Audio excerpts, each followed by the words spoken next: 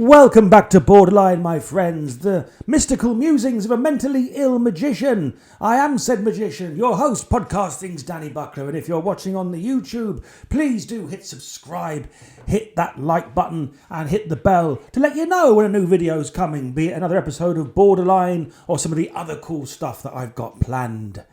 Thank you very much indeed. How are you? How's your week been? I'm in the middle of the heat here. It's really, really hot. But I am now COVID-free, my friends. I can now truly take a deep breath and appreciate the fine incense of the Chakra Rooms Ram's Bottom. Not sponsors of this show. There is no financial link between us whatsoever. Just a good friend who runs a good gaff that sells the good incense. This is luxury stuff as well. Oh my God, this ain't your co-op incense or your weird Bob Marley incense you bought back from Glasgow. This is the real deal. It smells like very heaven, which is where I'm sat right now. Wherever you're sat, that is very heaven, because that's where you are, and you are it. So, what a week it's been for loonies as well. I've been trapped. I don't know if I mentioned it last episode. Oh, I mentioned it just now. In fact, I have been housebound with the virus. I've not got it now. I'm free. I'm clear. I'm testing negative. But I did have 12 days locked up in here. 12 days to do nothing but surf the internet and watch YouTube. And didn't YouTube turn up some glory? Because it finally dropped, my friends. The trailer I've been waiting over 4 years for. For the trailer for Michael Flatley's cinematic debut, Blackbird. Dig on this. So, I can't bloody wait to see it. I saw the poster for this thing 4 years ago, shared it on Facebook. I was so excited that Flatley was making a film. Full disclosure here, my friends, I love him. I love him. And why do I love him? For all the reasons you probably hate him. I just think he's magnificent. And why? Because he's like one of my ideals in show business. Listen, there's people in show business that I love, and the reason I love them is they are just that batshit crazy. I'm fascinated, obviously, by madness, by mental, abnormality, and but people that are mad in the way that they get stuff done and they just live large. It's beautiful, and no one's living larger than Michael Flatley. Let me tell you. See, I've got the kind of my personality. I hate saying personality. But I'm very much with R.D. Lang on this. There are no personality disorders. We're just all wired differently, and some of us, the majority of us are wired a certain way, but some of us aren't. And we all perceive our own universe. We've all got our own stuff going on. We're all mad. We're all mad people. We're all residents of this asylum, this floating rock. One of the greatest gifts my friend Stephen ever gave to me was R.D. Lang, and reading his whole take on the thing, the maverick 1960s psychiatrist and genius, and reading him, too young to meet him. He was dead before I was born. Well, no, I was 10 when he died. I would never have met him, but he taught Stephen taught me, and the acceptance of, I'm only just getting it now, by the way, but the acceptance of how you're wired, the acceptance of your own madness, not fighting it, not denying it, accepting it. You are this way. You perceive the world this way, and that's fine. He perceives it that way. She perceives it that way. This is your unique take on the thing, just as valid as theirs. And obviously, if it's leading you to self-harm, it needs a little bit of help, a little bit of adjustment. But there you are. I didn't know that was a bit of a tangent I went off of. But what I love are people like Flatley, whose personalities are wired in such a way that they just do massive, mad, crazy shit. And they do it in show business, and they write it large. Liberace's another one. There you go. People wonder why I'm obsessed with Liberace. There's your answer. Because he's just nuts, and he doesn't give a shit. He will walk into a restaurant wearing a coat made of feathers and diamonds and sparkles, with a train that stretches all the way out the door back to the silver limousine that he's just arrived in, with his latest protege / boyfriend, parking up the car while he comes in to take his table, carrying his chandelier with him. I love it. I wish I could do it. My personality quirks are the quirks where I have all the ideas, but then when it comes to execution, I don't follow through because I'm too scared of what other people think. At least I was. Borderline's here now, mates, and it's getting turned out on the regular. I've overcome that one, I think. You know, this is the thing. I'm great. I can create the thing. I'm creating the thing right now. You're listening to the thing, or you're watching the thing. I can create the thing. I just can't bloody sell it for love nor money. It's like my Edinburgh. I can create Edinburgh shows. I can't sell them. I'm not wired that way for that sort of business side of things. Everything overwhelms me. I don't get stuff done. But Flatley, he gets stuff done. So when he has an idea, it happens. And it doesn't just happen, it happens massive. It's like James Cameron in movies. James Cameron, I'm making a film about the Titanic. Everyone in the world, oh, get bent. No one wants to hear that story. It goes massively over budget because the way it's been filmed. This is going to be a disaster when it comes out. No one's going to watch. Next thing you know, highest grossing film of all time. Then back he comes. I'm making a film about Smurfs in space. Everyone. No one needs this. Star Wars is the big sci-fi franchise. Away with you, James. Make us another Terminator. Nope.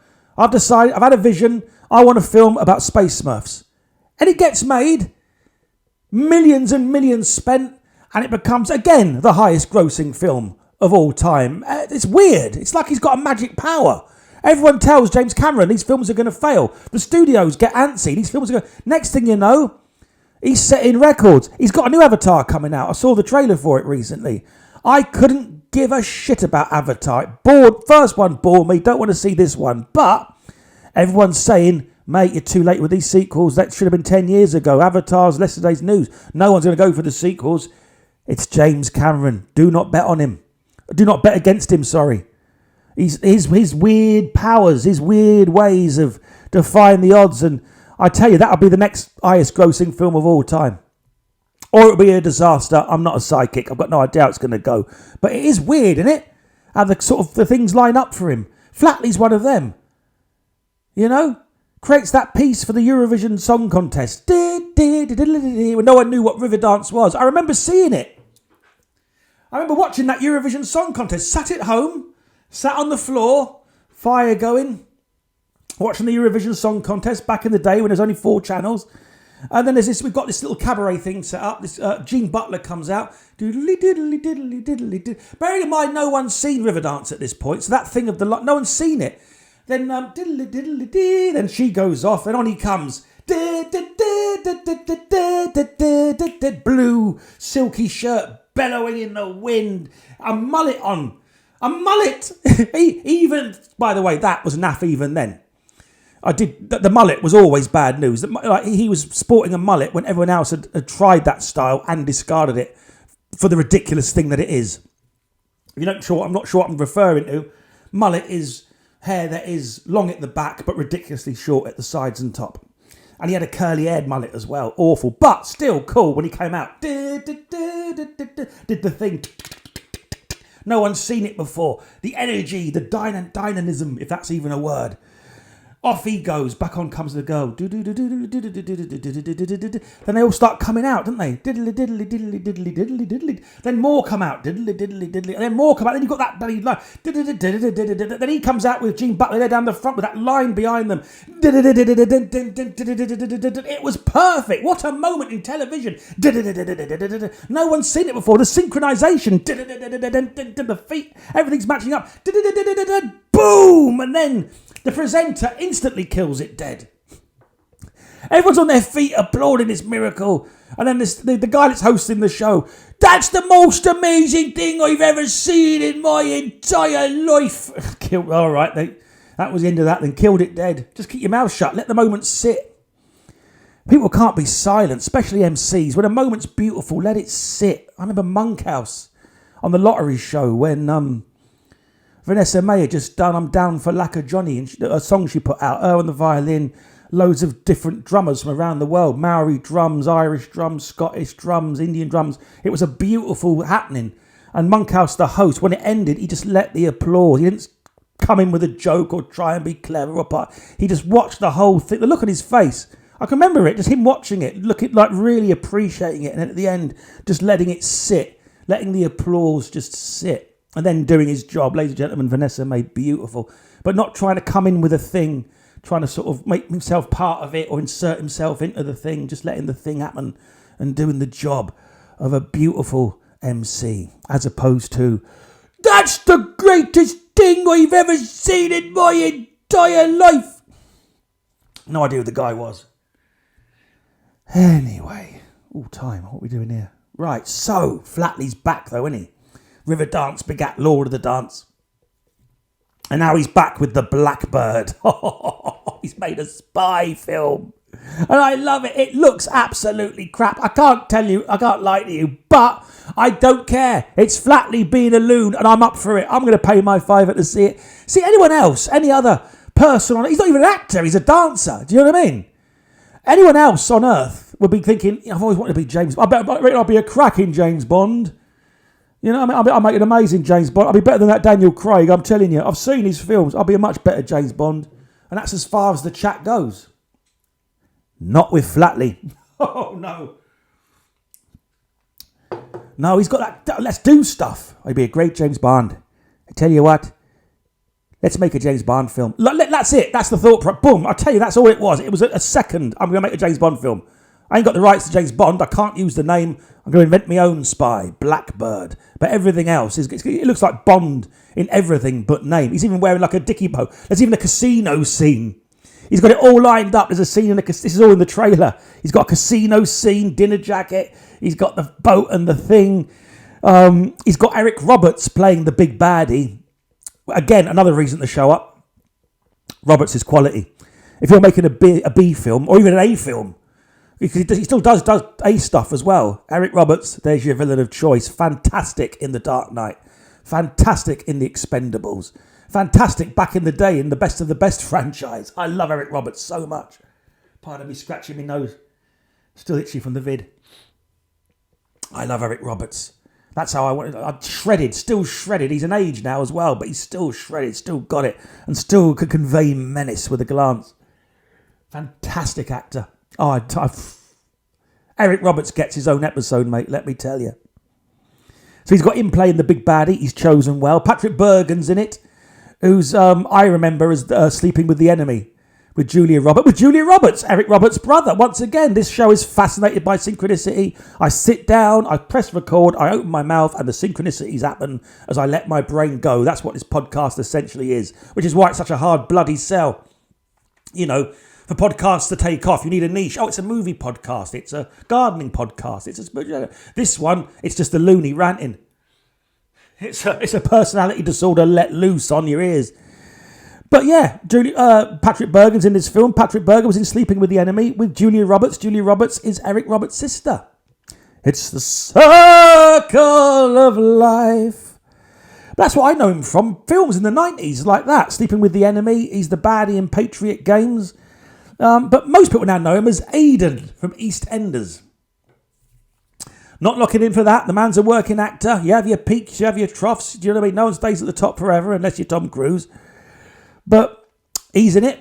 No idea what he looks like. He's playing the wise old handler who's trying to lure Blackbird back to a life of espionage and intrigue, and come back. We need you. You're the only one who can do this. I'm not that man anymore. Flatley's not that man anymore. He's a man with a past. Blackbird has sinned, as the trailer tells us. Forgive me, Father, for I have sinned. And I am about to sin again. Oh, the Blackbird is going to come out swinging for Roberts. Roberts is going to push the Blackbird too far. And back he comes. Why his codename is the Blackbird, I don't know.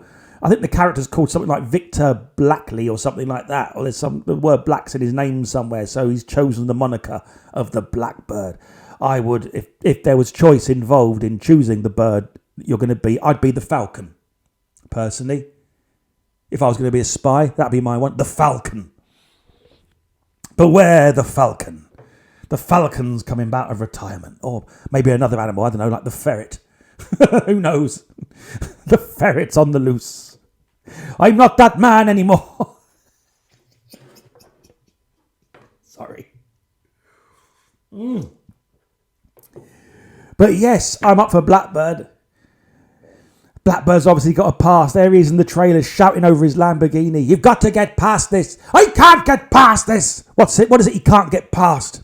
His dancing background? Is that come back to haunt him? Will he incorporate dance into the film? I'm there to find out. Is that the Blackbird's thing? Oh, I was a spy back in the day and then I retired and now I've got the dancing. That takes care of my desire to kill. That keeps me amused. Good old Flatley, the master manifester, is back. He's a master manifester, but if you're into all that shit, all the kind of, the manifesting, there's your man. There's your man to look at. Has an idea, gets it done. There's no mucking about. I mean, he built Riverdance from nothing, There's a fantastic clip, by the way, when he's been, it's online. It's him dancing on a show. It was called Not the Royal Variety Performance. It was a one and done thing that ITV put out back in the day. It was supposed to be a Royal Variety show, but with no royals involved, and alternative acts. Penn and Teller were on it, and it was one of the first times they came to the UK, and Simon Drake was on it. He was massive at the time. Brilliant magician, Simon Drake. And a hypnotist, whose name I've forgotten, but that was the big thing. He was the first hypnotist to do a spot on television as a stage hypnotist. And Flatley did a piece. Flatley did a routine that was going to be the basis of what was going to become Lord of the Dance. But at the time of recording, it wasn't. At the time of recording that show, he had no backing or anything. He'd just been binned off from Riverdance, and he was trying to get Lord of the Dance off. And if you watch that clip, there's manifestation in action. There is a man. He's got no idea that Lord of the Dance is going to work out for him, like it does, and make him the 17th richest man in Ireland and get him living in a castle and then one day get to be the Blackbird. All he knows is he's been sacked from Riverdance and he's literally dancing for his life. And that dance is a magic spell because that was the thing that did it. He did that performance and then he got his backers, he got his investors and he got everything like the business stuff that I'm crap at.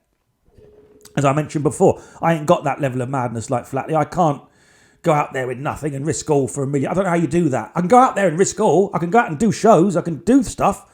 It's the business side of it, man. There's the block for me, hence the YouTube and not mainstream telly. But there you go. See? Straight away right there. I'm just dashing off. No. You can't get on telly. You can't get on the radio. You can't get into the... Yes, you can. You can now. Thank you, Internet. It's one of the few good things about the Internet. You can. You can find your following. That's what I'm trying to do right now. Thank you for your help with that, by the way, if you're sharing this podcast. Find your tribe. Find the others. Timothy Leary's thing, innit? You got to find the others. Turn on, tune in, drop out. Find the others. They're out there. And you can find them. Find your tribe. Like Flatley. He's finding his tribe. And this is the thing. Yes, people are taking the piss out of that trailer. I am. You heard me. I still love him, by the way. I do love him. But, I'm making jokes but the simple truth is, does it matter? No, because there's millions and millions of people that aren't. There's millions and millions of people that are his fans and his followers. They're his tribe and he's found them and they will love that film. He's made a perfect thing for them. And probably for me, if I'm honest, I know I'm going to enjoy every second of it. I am. Just as I enjoyed every second of Lord of the Dance, and just as I enjoyed the bits of Riverdance when Flatley and Dream Butler were on stage, because the rest of the show was balls. But when those two are on stage, either doing solo pieces all together, that's when the theatre ignited. A lot of padding in Riverdance. I didn't need the sort of a lot of it. How am I doing for time anyway? Christ, I'm 20 minutes in and all I've talked about is Michael Flatley's Blackbird. Which is not a euphemism. It's the film he's got coming out.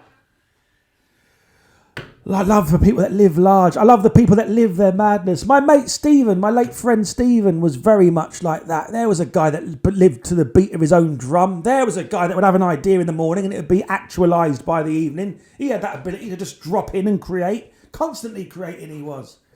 Courses, books, music. The music was his big passion. But the courses paid the rent.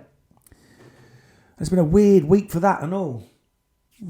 Long story short, there was a website that was set up after he died where all his courses were available. And they still are, by the way. Go and get them now. But they're just now, it's going to be really, really cheap to get them. They used to be like £400 or £500 each, and there's like 19, 20 of them. And they were worth it, by the way. They were good instruction. But now you can get the whole lot. Everything he ever did on that site for about $23. So go and have a look at that if you want to get into his stuff. Barefoot Doctor, you'd have to Google it. Barefoot Doctor something. I don't even know what the site's called. But it's well worth a look, man. Let that man into your ears, if that's your line of interest. But that's the thing. These people that I love. People talk about manifesting. Oh, manifesting your own reality. You can create your own reality. And most people that say that don't. You know what I mean? They talk about it. Yeah, you can use energies to create your own reality. But then you look at like they can't pay their rent. There's no creation. There's nothing that. But people like that really do create stuff. Flatley's a perfect example of it. Just I can have an idea in the morning and I'm going to actualise it by tonight. And money's not going to. I mean, he's rich now, but he weren't always. Even when he was skint, that was the way he lived his life, creating. Stephen wasn't rich. Quite the opposite, in fact, towards the end of his life. It didn't stop him. If he had an idea, it got done and it got created and it was out there and it existed in actuality. Real magic, taking something from the imaginary and putting it into the real. He was incredible at it. And transforming it into money. You have the idea, you take the idea out of the imagination, put it into reality, then you sell it, and then you've created money from nothing, money from an idea. That's real manifesting. As opposed to sitting on your couch and imagining your life's better, then opening your eyes and wondering why it isn't. I tell you, the universe doesn't give a toss what you think. It does give a toss what you do. Werner Erhard, mate. The founder of Est, who will get his own show one day, because that man was a big influence on me. How am I doing for time? I've covered Flatley and Blackbird. I wish I was a crazy guy in the way that Flatley is, and the way that Liberace was, and the way that, these mad Prince, these people that just lived so large and didn't give a shit what you thought. I'm not. I'm more mad like my neighbour. I'm desperate to find out about this story, by the way. There's a neighbour at the back of where I live. This house is like a square of houses, and it's not a communal garden. We've all got our own gardens, but they're all back onto each other, so it's like a big sort of square that's divided up with fences and actually. And whoever's moved into that corner, I'm desperate to know the story. But in my COVID, I'm lying in my COVID A's upstairs. Past the worst of it, so I'm all right, but I'm still isolating. I've got the windows open. It's a hot summer's night, and I'm sitting there. I've got the laptop up on my knees. I'm watching YouTube. I'm watching Flatley's trailer for Blackbird, and I suddenly hear shouting. This is like at 1 a.m. in the back. Oh, nutter alert! Someone's shouting. It might be a full moon. But he's I've never seen the bloke, but he's shouting. I'll not go back in there! In my own home! And there he stands! In his underpants! I open my door, and there he is, with his trousers round his ankles! I'll not go back in until he's gone! I want to know the story behind that outburst so badly. This is a big bloke, going by the volume of his voice and the shadow he was casting. I don't know what's happened. I don't know who this other protagonist is in the story that showed up on his front door in his underpants. But I would, anything to have a spy cam in there right now to see how that was resolved. I'll not go back. He's shouting it. I'll not go back in. People are going, shut up, shush. Do not shush me. He's shouting at them across the thing. Do not shush me.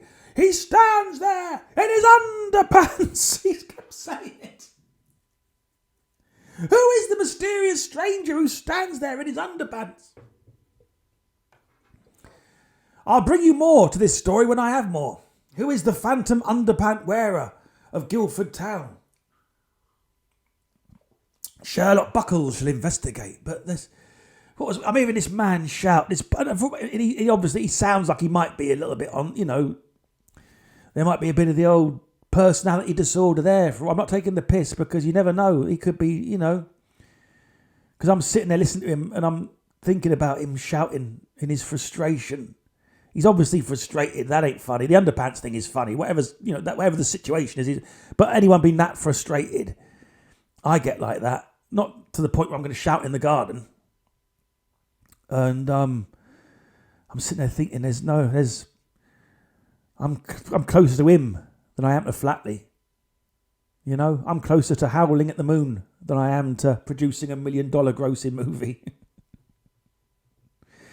But there's just one chromosome in it. There's a few neurons. That's all there is. Just a few neurons firing between being able to manifest a movie or a dance show or something big and spectacular, and being in your garden shouting about the stranger in his underpants at your front door. Just a few neurons in it, and me sitting there somewhere in the middle of the two.